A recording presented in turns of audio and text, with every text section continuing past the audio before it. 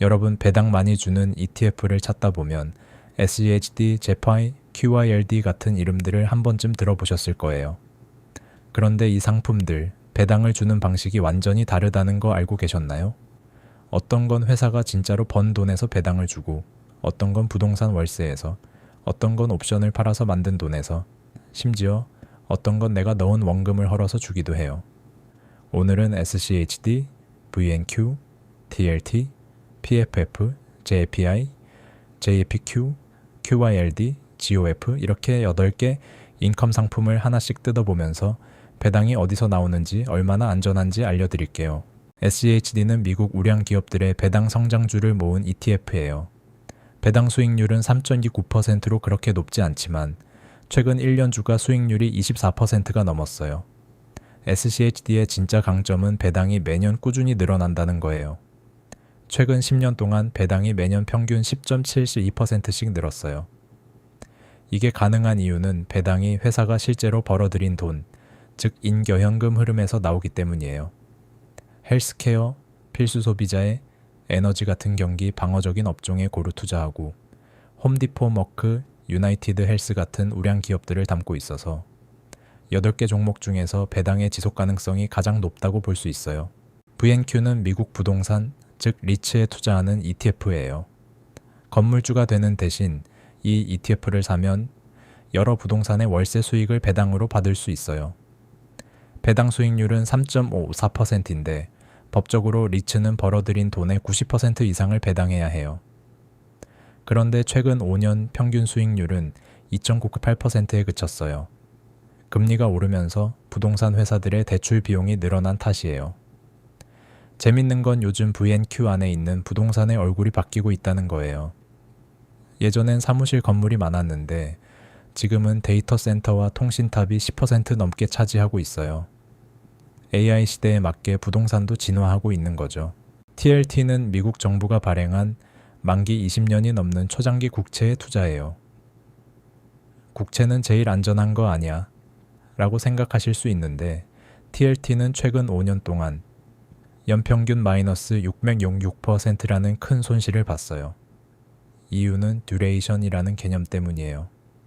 TLT는 듀레이션이 13.72년이나 돼서 금리가 1%포인트만 움직여도 가격이 13% 넘게 반대로 움직여요.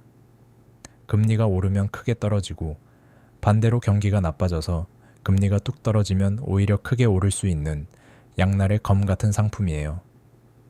대신 배당 수익률은 4.95%로 꽤 높은 편이고 미국 정부가 망하지 않는 한 배당이 끊길 걱정은 거의 없어요.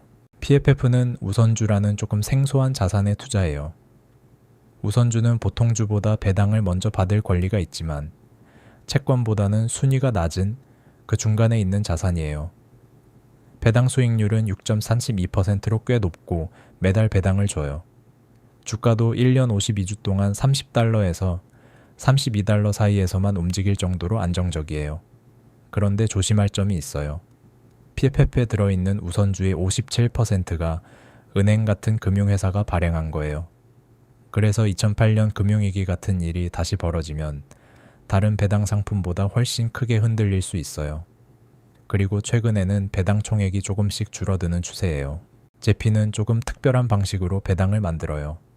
안정적인 대형주를 담고 동시에 콜옵션이라는 걸 팔아서 그 대가로 받는 돈을 배당으로 나눠줘요.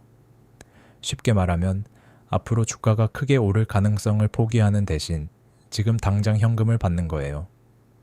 그래서 최근 1년 수익률이 8.59%로 같은 기간 S&P 500 지수의 30%에 가까운 상승률에는 많이 못 미쳤어요. 대신 시장이 흔들릴 때는 정말 강해요. 하락장에서 거의 흔들리지 않을 정도로 방어력이 뛰어나요. 배당 수익률은 8.6%인데 이 금액은 시장이 얼마나 불안한지에 따라 달라져요.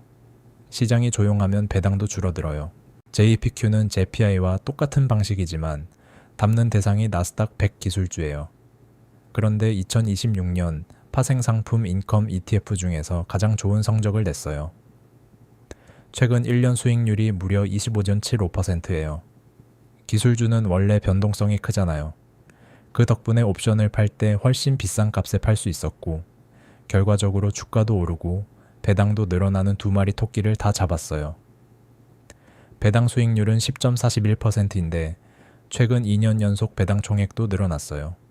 엔비디아, 애플, 알파벳 같은 AI 관련 대형 기술주가 절반 넘게 들어있어요.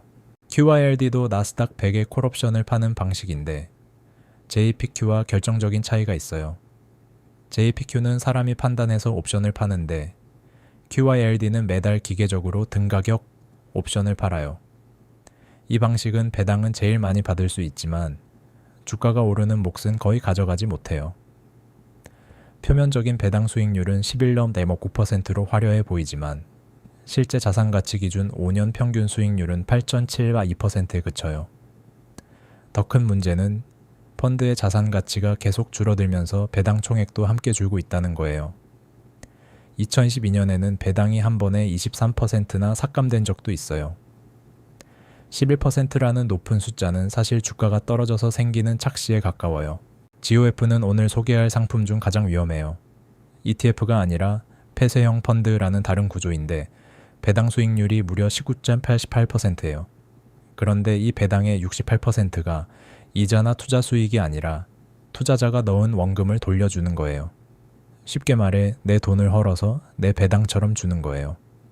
게다가 이 펀드는 실제 가치보다 비싸게 거래되는 경우가 많은데 이 거품이 최근 꺼지면서 펀드 자체는 12% 벌었는데도 실제 투자자들은 12% 넘게 손실을 봤어요. 19%라는 숫자에 혹해서 들어갔다가는 원금이 조금씩 사라지는 걸 지켜봐야 할 수도 있어요. 정리해 볼게요. 장기적으로 꾸준히 불어나는 배당을 원한다면 SCHD가 중심이 되어야 해요. 은퇴 후 안정적인 현금 흐름이 필요하다면 JFI와 PFF의 조합이 좋고요. 금리가 떨어질 거라 예상하고 베팅하고 싶다면 TLT와 VNQ를 눈여겨보세요.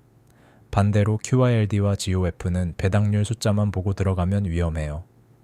이 두 개는 방향에 대한 확신이 있는 당위 투자자만 조심스럽게 접근해야 하는 상품이에요. 배당률 숫자만 보지 마시고 그 배당이 어디서 나오는지 꼭 확인하고 투자하세요.